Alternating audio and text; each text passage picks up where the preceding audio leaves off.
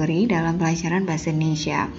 Bab yang akan kita pelajari hari ini berhubungan dengan teks cerita atau teks novel sejarah. Bagaimana pengertian dan ciri-ciri dari teks tersebut? Sebelumnya kita harus ketahui beberapa hal tentang teks cerita atau teks novel sejarah. Perlu kita pahami terlebih dahulu pengertian sastra dan sejarah. Sastra bukanlah sejarah dan atau sebaliknya bahwa sejarah itu bukanlah sastra atau karya sastra. Namun di antara kedua hal itu dapat kita ambil irisan di tengahnya. Kompetensi dasar yang akan kita capai pada materi ini adalah mengidentifikasi informasi yang mencakup orientasi, rangkaian kejadian yang saling berkaitan, komplikasi dan resolusi dalam cerita sejarah lisan atau tulis.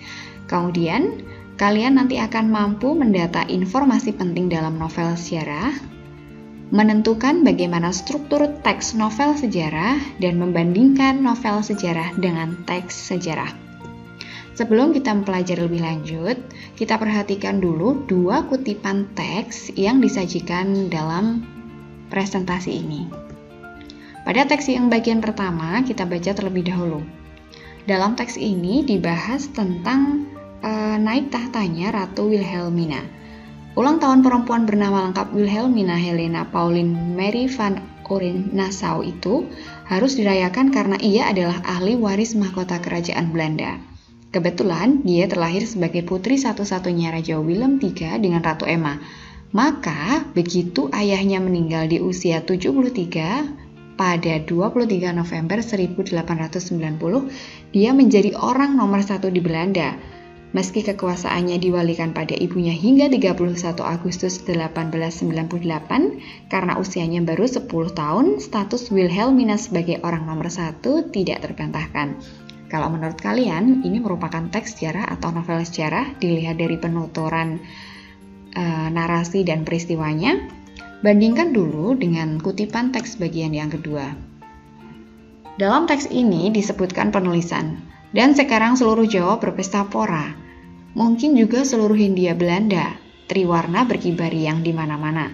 Dara yang seorang, Dewi kecantikan kekasih para dewa itu naik tahta. Ia sekarang ratuku. Aku kaulanya.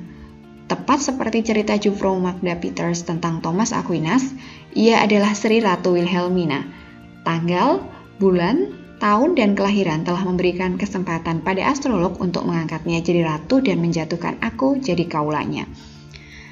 Kalau kita bandingkan dari kedua teks ini, isinya atau isi pokoknya berhubungan dengan naik tahtanya Ratu Wilhelmina menjadi orang nomor 1 di Belanda atau pada saat itu disebut dengan Hindia Belanda. Bagian teks atau kutipan teks yang sebelah kiri ini merupakan teks sejarah. Dan bagian yang di sebelah kanan ini merupakan teks novel sejarah. Kemudian kita lihat lagi bagaimana perbedaan selanjutnya. Pada kutipan teks ini yang dibahas adalah peristiwa tenggelamnya kapal Van der Wijk. Kapal Van der Wijk berakhir pada 20 Oktober 1936 ketika hendak berlayar dari Surabaya menuju Tanjung Priok. Kapal ini tenggelam di kawasan yang disebut Westcott, selat di antara Pulau Madura dan Surabaya, sekitar 22 mil di sebelah barat Laut Surabaya. Ketika tenggelam, kapal ini baru beroperasi 15 tahun. Kalau diamati, apakah ini teks sejarah atau teks novel sejarah? Kita bandingkan dengan kutipan teks yang ada di sebelah kanan. Pada bagian ini dikisahkan seorang perempuan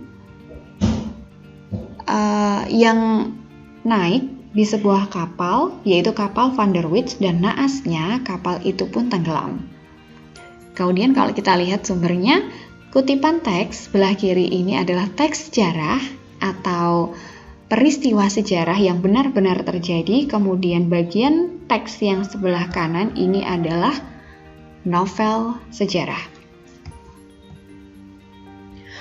Apa sih yang membedakan novel sejarah dengan cerita sejarah? Kalau dilihat dari dua contoh kutipan teks tadi, bagian yang pertama, teks sejarah itu dituntut menunjuk pada hal-hal yang memang pernah ada atau terjadi.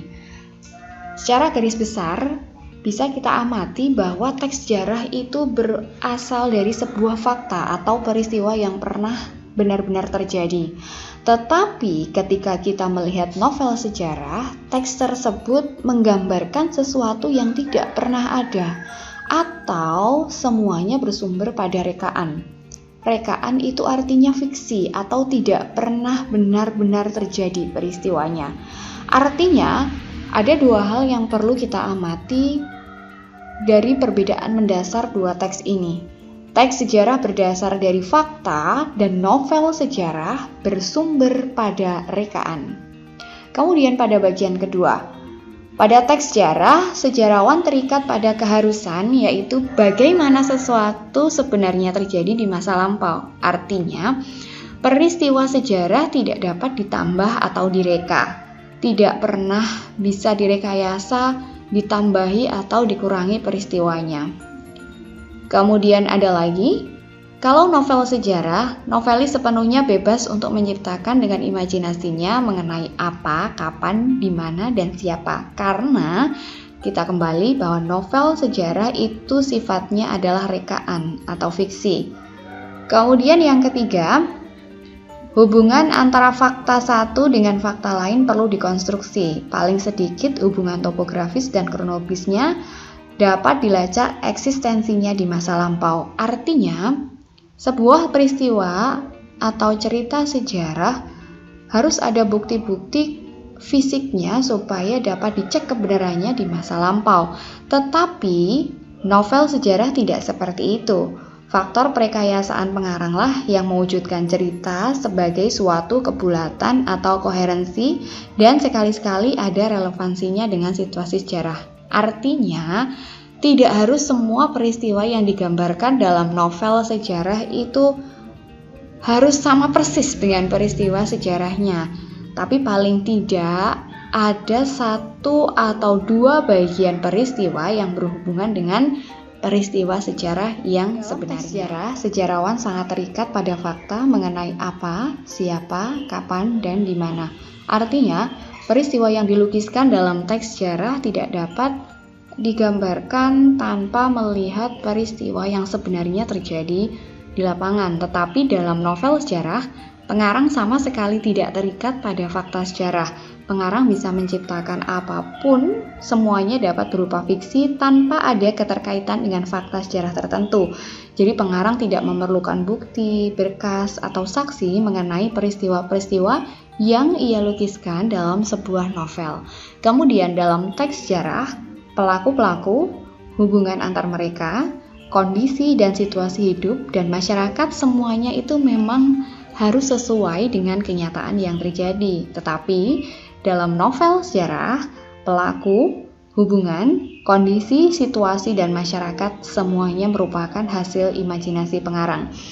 Dari pemaparan 5 perbedaan antara teks sejarah dan novel sejarah dapat digarisbawahi bahwa teks sejarah berdasarkan pada sebuah fakta dan sangat diperlukan bukti untuk menelusuri keberadaannya, tetapi novel sejarah itu sama sekali tidak terikat pada fakta sejarah, semuanya dapat berupa fiksi dan hal-hal yang terjadi di dalamnya tidak diperlukan bukti mengenai seluruh peristiwa-peristiwanya, karena novel sejarah itu adalah tulisan yang sifatnya murni, rekaan, fiksi, atau imajinasi dari seorang pengarang. Kemudian, novel sejarah atau rekon ulang terdiri dari 3 jenis. Yang pertama adalah rekon pribadi. Rekon pribadi memuat ulang kejadian dengan melibatkan penulis secara langsung. Artinya, yang ditulis di sini adalah pengalaman pribadi dari si penulisnya. Kemudian, yang kedua ada rekon faktual. Rekon faktual ini memuat kejadian faktual atau berupa fakta yang sifatnya informasional seperti eksperimen ilmiah dan laporan polisi. Kemudian yang ketiga ada rekon imajinatif. Rekon ini merupakan novel ulang yang memuat novel imajinatif dengan lebih rinci.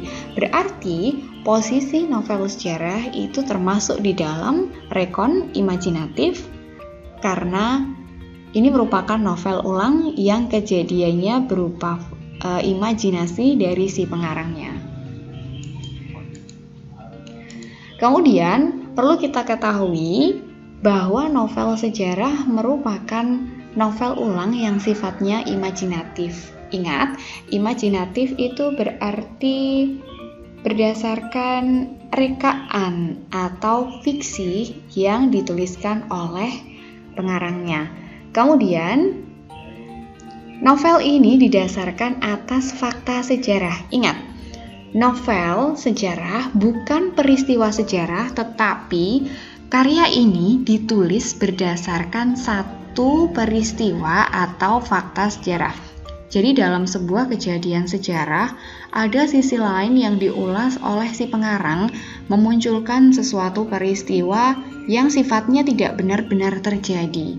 Tetapi latar peristiwanya mengambil dari salah satu peristiwa sejarah yang sudah pernah terjadi. Kemudian, peristiwa yang diambil oleh si pengarang tadi dikisahkan kembali dengan sudut pandang lain yang tidak muncul di dalam fakta sejarah. Perlu digarisbawahi di sini bahwa kisah yang dituliskan dalam novel sejarah semuanya benar-benar imajinasi, fiksi, atau rekaan dengan mengambil salah satu latar dalam peristiwa atau fakta sejarah. Nah, struktur novel sejarah dapat kita lafalkan seperti ini, Rita dan Gata males. Yang pertama, ini adalah bagian orientasi. Orientasi merupakan pengenalan situasi cerita atau introduction. Kemudian yang kedua adalah pengungkapan peristiwa atau insisting moment. Kemudian yang ketiga ini adalah gawatan, artinya masalah sudah mulai menuju klimaksnya atau rising action-nya itu berada di sini. Yang keempat ini adalah klimaks atau puncak masalah, artinya komplikasi, masalah-masalah dialami tokoh secara bertubi-tubi. Kemudian bagian kelima adalah peleraian atau falling action. Yang keenam bagian resolusi, penyelesaian atau denouement. Dan yang biasanya opsional atau tidak harus selalu terdapat dalam sebuah novel adalah coda. Coda ini merupakan penutup atau komentar terhadap keseluruhan isi cerita. Supaya lebih mudah dihafalkan, strukturnya ditulis dalam bentuk seperti ini, Rita dan Gata males. Orientasi, pengungkapan peristiwa, gawatan, klimaks, peleraian, dan resolusi. Kemudian ditambah satu lagi yaitu coda. Bagian pertama yang kita bahas adalah bagian orientasi. Bagian ini merupakan pengantar atau introduction. Kemudian dalam bagian ini, pengarang mengenalkan situasi atau latar cerita. Kemudian ada lagi pengenalan tokoh cerita. Pengarang juga menata adegan dan hubungan antar tokoh. Nah, dalam bagian ini, saya mengambil novel yang ditulis oleh Hamka yang berjudul Tenggelamnya Kapal Van der Wijk. Dalam bagian introduksi diperkenalkan si tokoh yang bernama Zainuddin, dan kemudian pengarang menceritakan bahwa Zainuddin ini adalah pemuda yang sudah mengalami kemalangan sejak kecil. Dalam kutipan ini juga dilukiskan latar atau situasi cerita tempat Zainuddin tinggal, yaitu di sebuah pantai. Disebutkan pula di antara Kampung Baru dan Kampung Mariso, sebuah rumah berbentuk mengkasar yang salah satu jendelanya menghadap ke laut. Di sana ada seorang anak muda yang berusia 19 tahun duduk termenung. Pada kutipan ini, pengarang menyampaikan latar terjadinya peristiwa, kemudian berapa usia si tokoh, dan bagaimana gambaran singkat tokoh Zainuddin. Pengarang menggambarkan dengan sangat detail, jadi seolah-olah pembaca bisa menangkap bahwa si tokoh ini sudah dipenuhi oleh kemalangan seperti yang dilukiskan oleh si pengarang. Kemudian yang kedua adalah bagian pengungkapan peristiwa. Pada bagian ini disebut dengan insisting moment atau peristiwa awal yang menimbulkan masalah. Artinya dalam bagian ini konflik-konflik kecil sudah mulai muncul. Artinya, dalam bagian ini sudah mulai muncul pertentangan dan kesukaran-kesukaran tokoh mulai muncul.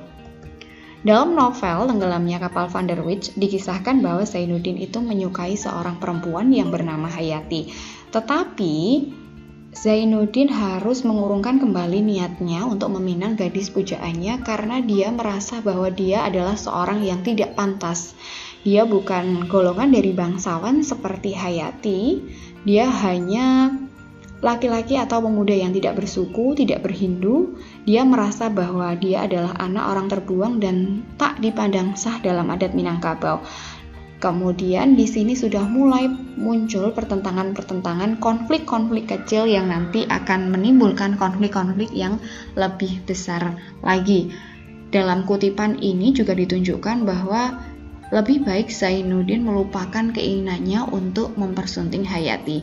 Kutipan dialog ini atau kutipan penuturan langsung ini disampaikan oleh paman dari Hayati. Dengan sangat saya minta engkau berangkat saja dari sini untuk kemaslahatan Hayati yang engkau cintai. Nah, ini merupakan contoh kecil dari pengungkapan peristiwa atau insisting moment. Kemudian yang ketiga adalah gawatan. Pada bagian ini, kisah sudah mulai menuju konflik atau rising action. Apa perbedaannya dengan pengungkapan peristiwa? Pada bagian ini konflik sudah mulai naik satu tingkat untuk mencapai konflik yang lebih banyak lagi. Artinya terjadi peningkatan perhatian di sini.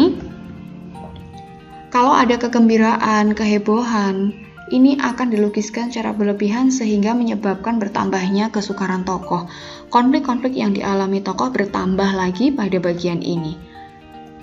Nah, kemudian cerita yang disampaikan oleh Hamka dalam Tenggelamnya Kapal Van der Wijk adalah pada bagian ini Zainuddin harus menerima kenyataan bahwa Hayati atau perempuan yang dicintainya menikah dengan Aziz. Kemudian Zainuddin merasa dirinya tidak memiliki kesempatan apapun hingga akhirnya dia jatuh sakit. Ini diungkapkan dalam kutipan bagian yang kedua. Dia masuk kembali dalam kamarnya, duduk menghadap meja kecil sambil melepaskan air mata yang telah tertahan. Dua patah perkataan yang dapat melepaskan segala perasaan hati keluar dari mulutnya. Nasib. Ini merupakan pengungkapan perasaan Zainuddin ketika ditinggal menikah Hayati dengan laki-laki yang lebih dipilih Hayati daripada Zainuddin. Kemudian, pengarang juga melukiskan bagaimana menderitanya Zainuddin sepeninggal Hayati dengan menggambarkan bahwa Zainuddin sudah tidak mau makan, tidak mau minum, dan kemudian banyak hal yang ditafsirkan menjadi penyebab sakitnya Zainuddin yang hampir tidak sembuh. Hingga dia akhirnya mengigau setiap kali tidur.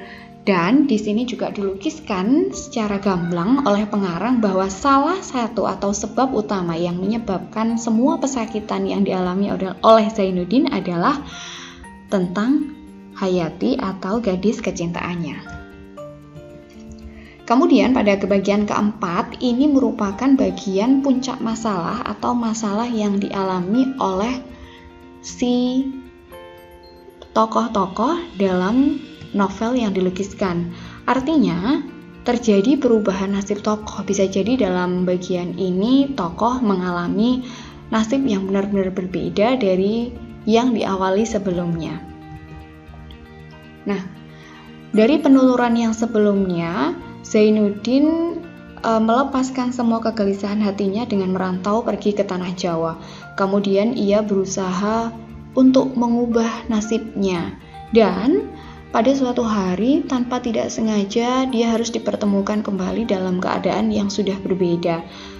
Hayati sudah bercerai dengan suaminya dan ingin kembali lagi dengan Zainuddin, tetapi hal lain dialami oleh kisah percintaan mereka. Artinya Zainuddin tidak sebegitu saja langsung menerima Hayati, tetapi melakukan penolakan karena itu berdasarkan atas sikap Hayati yang diberikan kepada Zainuddin pada zaman dahulu.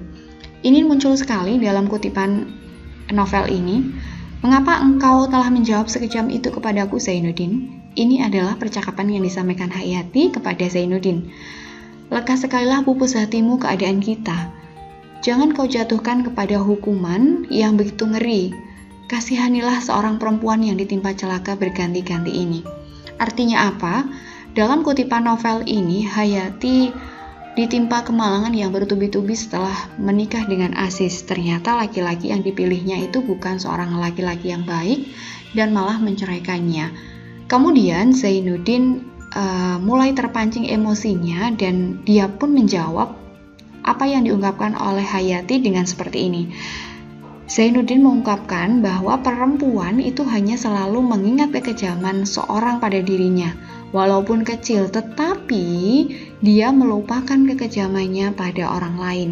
Artinya, Zainuddin memukul keras perkataan Hayati yang seolah-olah menderita karena sikap Zainuddin, padahal sikap itu terjadi atas perbuatan Hayati sendiri.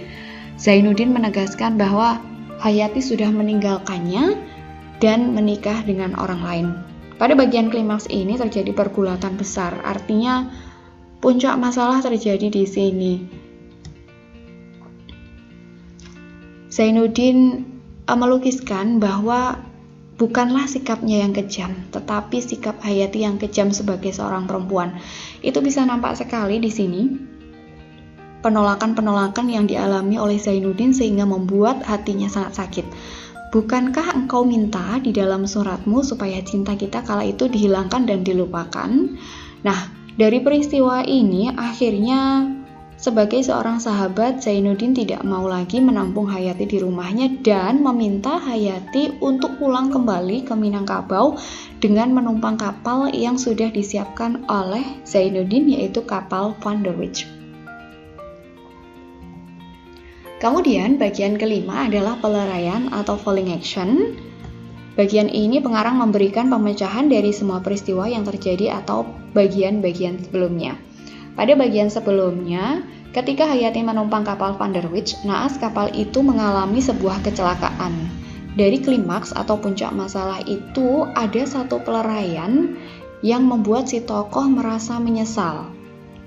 Pada saat itu, Zainuddin sudah tidak bisa lagi menyelamatkan nyawa Hayati karena termasuk salah satu korban yang terdapat dalam peristiwa tenggelamnya kapal Van der Wijk. Dari peristiwa-peristiwa itu, Zainuddin sangat terpukul, tapi dia harus tetap hidup kembali, tetap harus melanjutkan hidupnya kembali setelah Hayati meninggal. Nah, apa yang dilakukan oleh tokoh di sini? Zainuddin masih tetap berulang hampir tiap hari ke kubur Hayati. Artinya Zainuddin masih tetap hidup dengan semangat hidupnya. Karena beroleh pemandangan dari muluk, Zainuddin memperoleh nasihat dari sahabatnya supaya selalu menenteramkan hidupnya dan pikirannya supaya jangan sampai terganggu. Kemudian setelah peninggalan Hayati, Zainuddin tetap produktif mengarang seperti biasanya, seperti yang dilakukan oleh Zainuddin. Kemudian yang terakhir, pada bagian 6 atau penyelesaian resolusi atau denouement, ini adalah bagian penyelesaian masalah. Ada penilaian tentang sikap atau nasib yang dialami tokoh dan ini melukiskan juga wujud akhir kondisi atau nasib akhir tokoh utama. Pada bagian akhir diceritakan sepeninggal Hayati, ternyata Zainuddin pun juga mengalami sakit-sakitan. Tidak ada satu orang pun yang mengetahui bagaimana kabarnya. Kemudian tidak ada satu orang pun yang mengetahui kabar tentang dirinya. Kemudian pada suatu hari muncul berita dalam surat kabar bahwa Zainuddin pun ikut wafat menyusul Hayati. Nah, dalam akhir cerita ini dilukiskan bahwa Hayati dan Zainuddin akhirnya meninggal. Dua tokoh utama itu meninggal. Diceritakan oleh pengarang atau dilukiskan oleh pengarang seperti itu. Nah, pengarang juga menyampaikan koda di akhir bukunya. Koda ini merupakan komentar terhadap keseluruhan isi cerita atau penutur. Kemudian bisa disampaikan langsung oleh pengarang melalui tokoh. Uniknya dalam novel Hamka, Tenggelamnya Kapal Van der Wijk ini, di bagian akhir disampaikan bagaimana nasihat-nasihat pengarang terhadap seluruh pembaca dari novel Tenggelamnya Kapal Van der Wijk. Dari bagian ini, pembaca bisa mengambil kesimpulan akhir atau menebak-nebak apa sih yang ingin disampaikan oleh pengarang dalam novel ini. Artinya, memang tidak semua novel itu memiliki koda, hanya beberapa novel saja dan tidak semuanya. Tapi uniknya dalam novel Tenggelamnya Kapal Van der Wijk karya Hamka ini disampaikan bahwa ketika kita mengenal seorang, akan lebih baik sekali jika kita benar-benar menghargai keberadaannya. Karena kita tidak akan pernah tahu apa yang akan terjadi di masa depan, ataukah kita akan berpisah pada waktu yang cepat atau berpisah pada waktu yang lama. Demikian juga pengarang menyampaikan bahwa dalam novel ini banyak sekali orang-orang yang merasa keberadaan seorang, merasa seseorang itu berharga ketika sudah tidak ada. Ini adalah koda atau pesan yang ingin disampaikan oleh pengarang. Dari kisah cinta yang tragis antara Zainuddin dan Hayati tadi, pengarang menyimpulkan koda yang bisa diambil nilai-nilainya oleh pembaca. Materi yang akan kita bahas selanjutnya dari teks novel sejarah ini adalah ciri kebahasaan novel sejarah, kemudian unsur intrinsik novel sejarah, yang keempat ada unsur ekstrinsik novel sejarah, dan yang terakhir ini berhubungan dengan pandangan atau sikap hidup pengarang dalam novel. Sekian pembelajaran kita hari ini, semoga dapat dipahami dan semoga bermanfaat. Assalamualaikum warahmatullahi wabarakatuh.